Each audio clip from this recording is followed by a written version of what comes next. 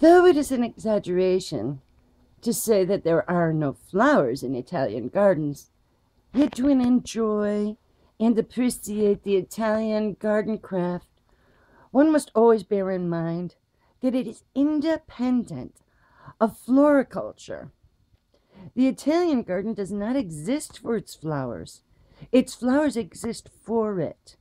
They are a late and infrequent adjunct to its beauties, a parenthetical grace, counting only as one more touch in the general effect of enchantment.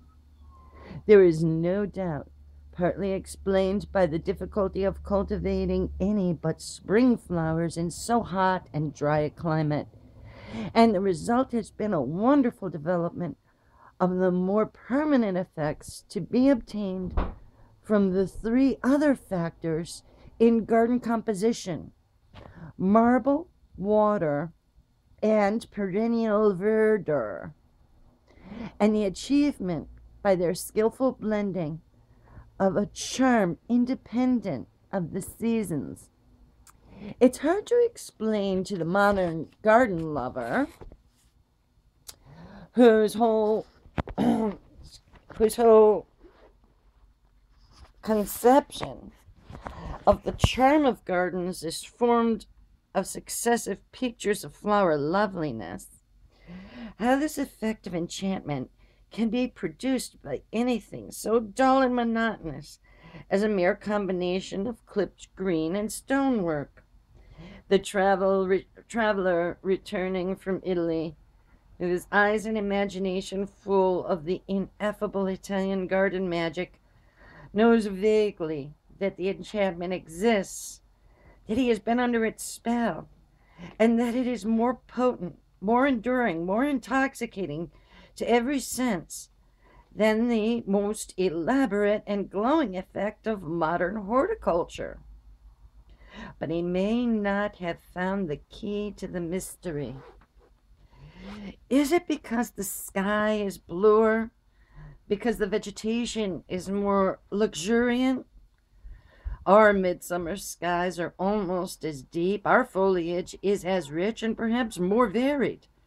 There are indeed not a few resemblances between the North American summer climate and that of Italy in spring and autumn. Some of those who have fallen under the spell are inclined to ascribe the Italian garden magic to the effect of time, but wonder-making as this undoubtedly is, it leaves many beauties unaccounted for. To seek the answer, one must go deeper. The garden must be studied in relation to the house, and both in relation to the landscape. The garden of the Middle Ages, the garden one sees in old missal illustrations and in early woodcuts, was a mere patch of ground within the castle precincts where simples were grown around a central wellhead, and fruit was espaliered against the walls. But in the rapid flowering of Italian civilization, the castle walls were soon thrown down, and the garden expanded, taking in the fish pond, the bowling green, the rose arbor, and the clipped walk. The Italian country house, especially in the center and the south of Italy, was almost always built on a hillside. And one day the architect looked forth from the terrace of his villa and saw that in his survey of the garden, the enclosing landscape was naturally included. The two formed a part of the same composition. The recognition of this fact was the first step in the development of the great garden art of the Renaissance. The next was the architect's discovery of the means by which nature and art might be fused in his picture. He had now three problems to deal with. His garden must be adapted to the architectural lines of the house it adjoined. It must be adapted to the requirements of the mates of the house, in the sense of providing shady walks, sunny bowling greens, parterres, and orchards, all conveniently accessible. And lastly, it must be adapted to the landscape around it. At no time and in no country has this triple problem been so successfully dealt with as in the treatment of the Italian country house from the beginning of the 16th to the end of the 18th century, and in the blending of different elements, the subtle transition from the fixed and formal lines of art to the shifting and irregular lines of nature, and lastly, in the essential convenience and livableness of the garden lies the fundamental secret of the old garden magic. However much other factors may contribute to the total impression of charm, yet by eliminating them one after another, by thinking away the flowers, the sunlight, the rich tinting of time, one finds that underlying all of these, there is a deeper harmony of design which is independent of any advantageous effects. This does not imply that a plan of an Italian garden is as beautiful as the garden itself. The more permanent materials of which the latter is made, the stonework, the evergreen foliage, the effects of rushing or motionless water, above all the lines of natural scenery, all form a part of the artist's design. But these things are as beautiful as at one season as at another. And even these are but the accessories of the fundamental plan.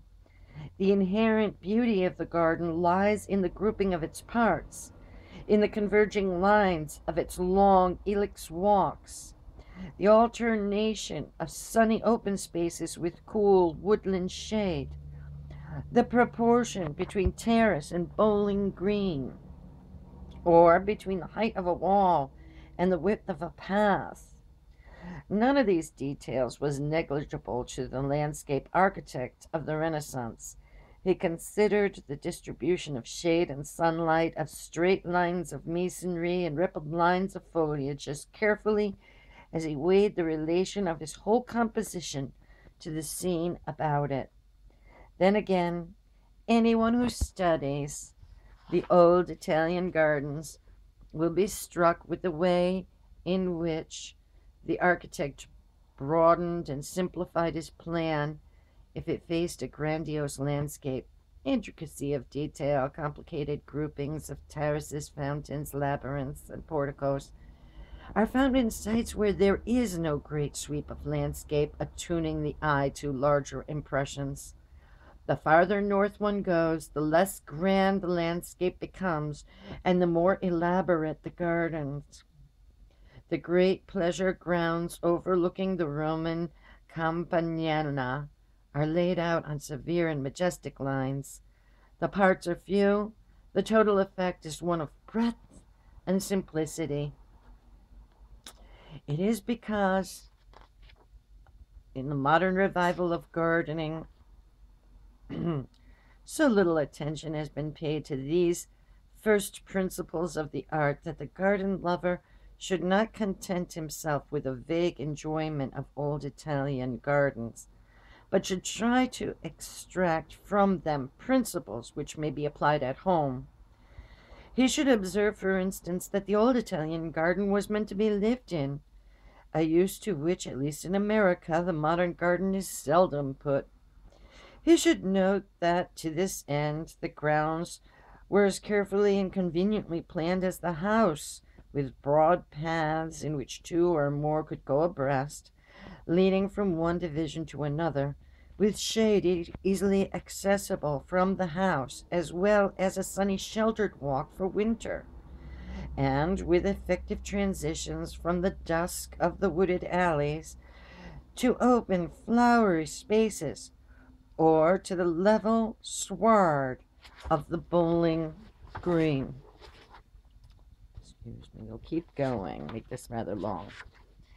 He should remember that the terraces and formal gardens adjoining the house, that the ilex or laurel walks beyond were clipped into shape to effect a transition between the straight lines of masonry and the untrimmed growth of the woodland to which they led, and that each step away from architecture was a nearer approach to nature.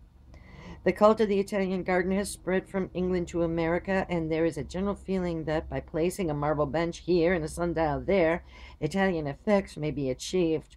The results produced, even where much money and thought has been expended, are not altogether satisfactory, and some critics have thence inferred that the Italian garden is, so to speak, untranslatable, that it cannot be adequately rendered in another landscape and another age.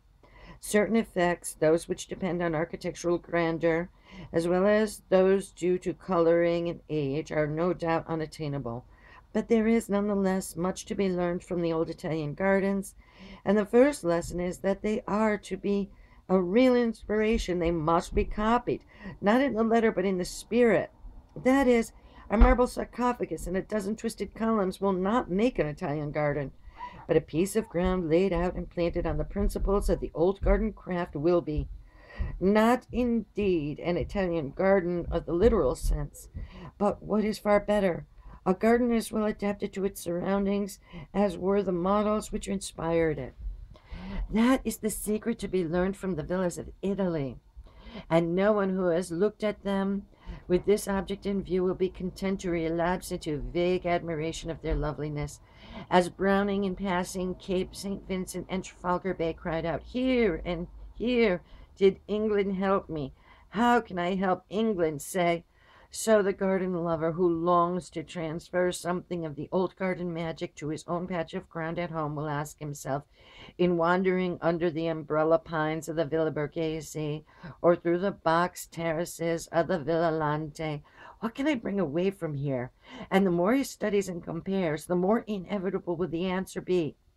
Not this or that amputated statue or broken bas relief or fragmentary effect of any sort, but a sense of the informing spirit, an understanding of the gardener's purpose, and of the uses to which he meant his garden to be put.